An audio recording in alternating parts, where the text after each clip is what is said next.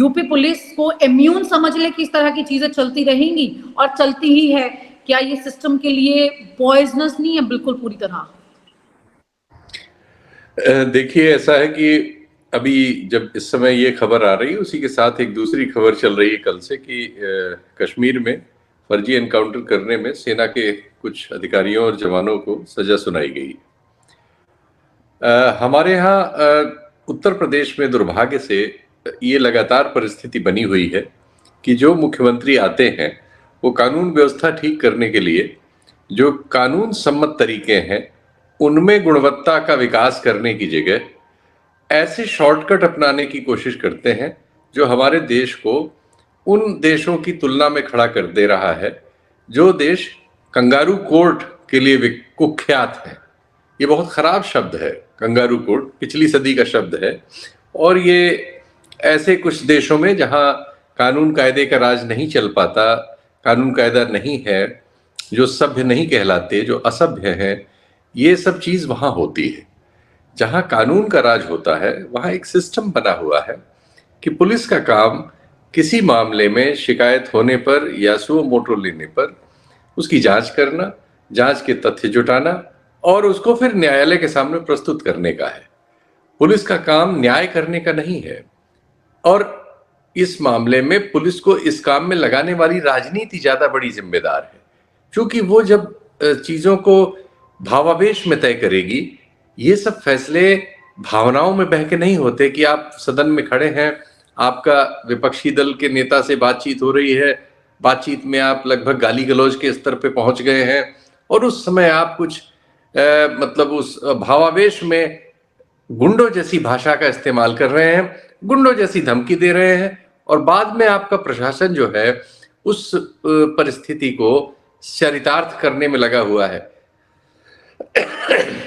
नतीजा क्या होगा कि अभी देखिए, वीर बहादुर सिंह, जब मैं पत्रकारिता में आया था तब वो चीफ मिनिस्टर थे, 84-85 की बात है। वीर बहादुर सिंह के जमाने में जो एक हाशिमपुरा में कांड हुआ था, उसमें बहुत सारे मुस्लिम लड़कों को दंगे के दौरान पकड़ के नहर के किनारे गोली मार दी गई थी, और वो बाद में उसमें मुकदमा हुआ, फिर वो जांच हुई। ठीक है, उसमें बहुत सीनियर ऑफिसर तो बच गए, लेकिन सारे जवानों और दरोगा के रैंक के लोग जो थे, उनको सबको अभी सजा हुई है इतने वर्षों बाद। तो वो हत्या के मामलों में हुई है, तो उन सब का अपना बुढ़ापा खराब हो गया और जीवन खराब हो गया, जीवन भर वो मुकदमों में फंसे रहे। जो लोग आज ये सब कर रहे हैं, उनको ये इसलिए हुआ है कि पिछले दिनों जब विकास दुबे वाला मामला हुआ, जब उसकी कथित गाड़ी पलटाने का जिस मुहावरे वाला बहुत प्रयोग में लिया जाता है, गाड़ी पलटा के, मतलब ये तो सबको ज्ञात है कि एक तरह से उसकी हत्या की गई थी। लेकिन उस मामले में सुप्रीम कोर्ट गया। सुप्रीम कोर्ट ने, जैसा कि कोर्ट ऑफ इंक्वायरी के लिए कहा, उन्होंने यहाँ के एक वरिष्ठ पुलिस अधिकारी को, जो यहाँ डीजीपी रह चुके हैं, एक कमेटी बना के उनको जिम्मेदारी दी। पाप उन्होंने किया। उन्होंने उसमें उस सबकी जानकारी में जो एक हत्याकांड हुआ था, उसमें उन्होंने ऐसी गोलमोल रिपोर्ट बना के दे दी जिससे सुप्रीम कोर्ट, क्योंकि सुप्रीम कोर्ट खुद कोई एग्जीक्यूटिव नहीं है, उसको तो किसी न किसी से काम लेना होता है, वो एक न्यायपालिका है। दरअसल एग्जीक्यूटिव जब काम नहीं करती तब मामला उसके यहाँ जाता है और उसको अपना फैसला करने के क्रम में कुछ काम जुटाने पड़ते हैं। ये उनमें से एक काम है। शीतल सर, ये जो पूरी कहानी है, back to the main topic, ये जो पूरी कहानी है, मतलब प्रयागराज में किस तरह से प्लान मर्डर होता है, फिर उसके बाद में अतीक अहमद का नाम आता है, फिर उसके बाद में पता लगता है कि आप ढूंढने चल रहे हैं उन तमाम आरोपियों को, उसमें से आप फिर एक और नई कहानी जल्दबाजी में गढ़ देते हैं कि आपने विजय चौधरी को उस्मान बना दिया। वहीं आप दूसरी तरफ मंत्री जो है नंदी, उनका नाम उसमें निकल के आता है। ये पूरा जो मैटर है, क्योंकि अभी सर ने जैसा कहा, सुरेंद्र सर ने, कि कहानी गढ़ने में यूपी पुलिस उतनी एक्सपर्ट नहीं है। अब यहाँ यूपी पुलिस नहीं, यहाँ तो पूरी यूपी का तंत्र दिखाई दे रहा है जो इसमें एक्सपर्ट नहीं है, खुद ही एक एक करके कलैया खोल रहा है अपनी। आपको लगता है कि अपने अनुभव से कि ये लंबी इनकी कहानी चल पाएगी या जल्दी खुल जाएगी, और खुली भी तो फर्क कुछ पड़ेगा या नहीं? देखिए, अब ये लगातार हो गया है उत्तर प्रदेश में। आर्म्ड फोर्स मिला के और ये रेगुलर पुलिस मिला के करीब 2.5-3 लाख लोग हैं जो पुलिस बल में काम करते हैं, आप सोचिए कि अगर मुल्ला साहब की बात को ले लें, 3 लाख लोग एक प्रदेश में एक संगठित गिरोह की तरह काम कर रहे हों और उनको ये जबरदस्त राजनीति से मिला हुआ हो कि वो किसी को मार दें और मुठभेड़ दिखा दें तो उनका कुछ नहीं बिगड़ेगा। ये कितनी खतरनाक पोजीशन है जनता की ओर से अगर हम देखें, क्योंकि एक बहुत बड़े लोग, गरीब लोग हैं, मध्यम वर्ग के लोग हैं, जो हेल्पलेस हैं, जो कनेक्टेड नहीं है, उन सारे लोगों को तो आपने वल्नरेबल बना दिया ना। उनको किसी को भी थाने ले जाके एक उत्तर प्रदेश में, इसकी एग्जैक्ट संख्या मेरे पास नहीं है क्योंकि विधानसभा वगैरह दुबे जी वगैरह जाते हैं, शायद इन लोगों ने कभी सुना हो तो ये तस्दीक कर देंगे। एक और काम हो रहा है कि ज्यादातर छोटे मोटे जो बदमाश पकड़े जाते हैं सबको टांग में गोली मार देते हो। ऐसे लोगों की संख्या भी सैकड़ों में है शायद। एग्जैक्ट जैसा मैंने कहा, मेरे पास कोई एग्जैक्ट फिगर नहीं है, लेकिन मैं हर दूसरे तीसरे दिन या एक आध हफ्ते में एक आध खबर ऐसी पढ़ लेता हूँ जो आती रहती है, जो बताती है कि फलाने बदमाश को पकड़ा गया तो उसकी टांग में गोली लगी, वो लंगड़ाता हुआ, उसका फोटो भी आता है, दो तरफ से पुलिस वाले पकड़ के उसको अस्पताल ले जा रहे हैं, वो लंगड़ा रहा है, रो रहा है, कुछ ऐसी हालत में है। तो वो लंगड़ा करने का भी एक अभियान साथ साथ चल रहा है, एनकाउंटर कर देना और लंगड़ा कर देना, यानी गोली मारने के लिए अधिकार दे दिया है राज्य को। और राज्य के पास 3 लाख लोग, जिनको हमारे टैक्स के पैसे से उन्नत किस्म के हथियार दिए गए हैं, ट्रेनिंग दी गई है, तनख्वाह दी जा रही है, वो कानून का पालन करने की जगह लोगों को गोली मार रहे हैं, लंगड़ा कर रहे हैं और इत्यादि कर रहे हैं। तो ऐसी स्थिति में पूरा राज्य जो है वो वल्नरेबल हो जाता है।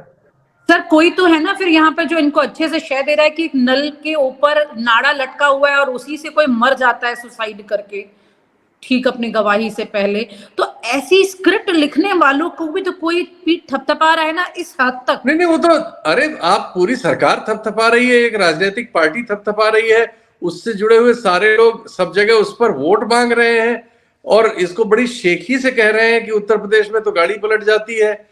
और सुप्रीम कोर्ट में पिटीशन में डाल के कहा गया है इसके परिवार की, अतीक के परिवार की ओर से कि साहब हमको वहां से गुजरात से उत्तर प्रदेश न भेजा जाए, वहां गाड़ी पलट जाती है और लोगों को मार दिया जाता है गाड़ी पलटा के। तो ये जो स्थिति है ये नाइजीरिया जैसा हमें दृश्य नजर आ रहा है। ये तो चूंकि हम लोग यहाँ रहते हैं और हम लोग सोच रहे हैं, ये बात बहुत ही गलत है।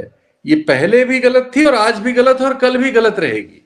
और ये जो चीज है, ये जो स्थिति पैदा कर रही है, आप इसको आज की दुनिया में जब इंटरनेट है, आपके बारे में दुनिया, आप जिसको रोज छुपाते हैं, रोज लीपने की कोशिश करते हैं कि राहुल गांधी लंदन गया तो ये बोल रहा है, वो बोल रहा है, अरे भाई आप तो कर रहे हैं, कोई बोल रहा है उससे क्या होने वाला है।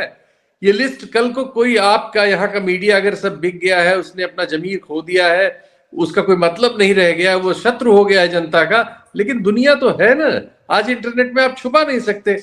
कल को जब कोई बीबीसी, कोई फ्रेंच रेडियो, कोई CNN, कोई जापान का अखबार, कोई ऑस्ट्रेलिया का अखबार, कहीं न कहीं का जब ये लिस्ट पूरी उत्तर प्रदेश की छापेगा, तब आप चिल्लाएंगे कि अरे हमारे देश में हस्तक्षेप हो रहा है और ये हो रहा है, वो हो रहा है। अरे भाई आप तो कुकर्म कर रहे हैं, आपको हस्तक्षेप और क्या होगा। तो ये जो सिचुएशन बनी है कि जिसमें राजनेताओं को राजनीति का अध्ययन उन्होंने नहीं किया है। राजनीति में, जैसा उन्होंने, दुबे जी ने बिल्कुल सही कहा, जो संविधान नामक एक किताब है जिसकी शपथ लेके आप वो एक आधिकारिक राजनेता बनते हैं, पदों पर जाते हैं, उसको आपने दरकिनार कर दिया है। उसके लिखे हुए शब्दों का कोई मतलब आपने नहीं रखा है।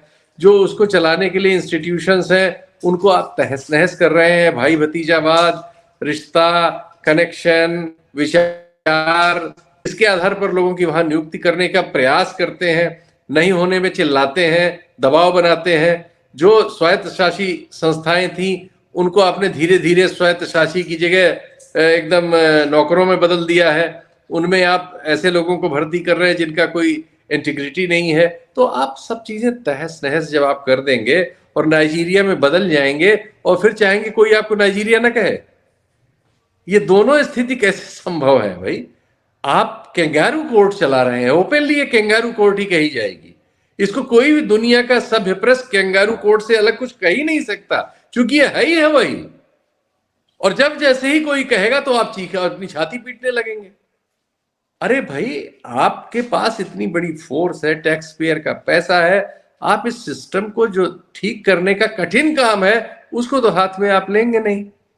आप भी सरल पॉलिटिक्स करना चाहते हैं, डर से अपराध को खत्म करना चाहते हैं, जबकि बेरोजगारी इतनी बुरी तरह से बढ़ रही है। ये अभी तक जो 2 लोग मारे गए, एक ड्राइवर है और एक लड़का है, दोनों के घरों से जो चित्र आए वो बता रहे हैं कि वो बहुत ही गरीबी में रहने वाले लोग हैं। तो जब ये बहुत इंपॉर्टेंट बात है सर, ये बहुत आबादी के बहुत बड़े हिस्से को आप जब एकदम गरीब बना के रखेंगे तो आप तोप लगा लें, अपराध खत्म नहीं कर सकते। आप तोप के मुंह पे बांध के लोगों को उड़ाना शुरू कर दें, नहीं होगा अपराध खत्म, क्योंकि मरने के लिए लोग उपलब्ध हैं। वो वैसे भी मर रहे हैं तो ऐसे मर जाएंगे। ये जो परिस्थिति, आप जब तक परिस्थितियों में आप बदलाव नहीं करेंगे, कानून का शासन नहीं लाएंगे, कानून के शासन पे विश्वास नहीं होगा लोगों का, और आप सिर्फ पुलिस में भर्ती करते हैं और किसी चीज में तो आपकी भर्ती होती नहीं, सब में आपके पेपर लीक हो जाते हैं।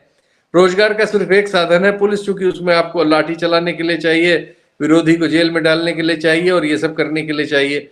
तो जब वो देखेगी कि उसका इस्तेमाल हो रहा है तो वो अपने लिए भी बहुत सारी चीजें करेगी। इसलिए आज की तारीख में उत्तर प्रदेश में इतना ज्यादा भ्रष्टाचार है थानों में, वैसे तो सब जगह है, मैं तो एक गांव में ही रह रहा हूं तो इसको फील कर रहा हूं चारों तरफ से कि पुलिस का भ्रष्टाचार इस समय चरम पर है, और होगा ही, क्योंकि हर गरीब आदमी तो समझेगा कि मेरे लड़के को अगर ले गए तो मार न दे, और वो बड़ा उनके लिए आराम हो, कह देंगे कि इसका तो एनकाउंटर होगा, नहीं तो जमीन बेच के 50,000 लाओ।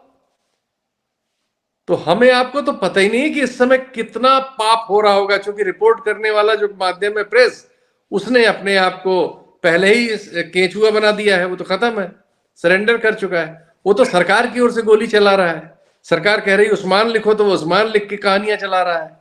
वो तो यहां तक मैंने पढ़ा, मैं तो चकित हूं कि उन्होंने मीडिया में ही उसका धर्म परिवर्तन भी करा दिया था कि फलाने अतीक ने इसका धर्म परिवर्तन कराया था, ये भी कहानी चली हुई थी। तो इस तरह की कहानियां गढ़ रहा है वो, जो उसका काम है उसकी जगह वो ये सब कर रहा है। इन्वेस्टिगेशन तो छोड़ दीजिए, मतलब वो तो व्हाट्सएप पे आई हुई चीज का भी कुछ, इसका भी परीक्षण नहीं करता कि ये चीज सही है या गलत है, वो तो खुद ही अपराध में शामिल हो गया है। तो हम एक ऐसे दौर में पहुंचा दिए गए हैं धकेल के, जिसमें पूरा राज्य, जो प्रशासनिक जो ढांचा है, ये सब का सब अपराधियों में बदल गया है, और प्रतियोगिता हो रही है कि कौन कितना बड़ा अपराधी है। जो जितना बड़ा अपराधी है वो उतना ही बड़ा लोकप्रिय है, क्योंकि समाज में अपराध को आदर्श मनवा लिया गया है। बहुत खराब परिस्थिति है, दुर्भाग्य है कि इसको समझना, बूझना, इस पे बात करना अपराध की श्रेणी में डाल दिया गया है। और आप हमसे जुड़े रहने के लिए सब्सक्राइब करें YouTube पर, फॉलो करें Twitter पर और लाइक करें Facebook पर। और ज्यादा जानकारी के लिए आपको टाइप करना होगा सिर्फ न्यूज़ नशा।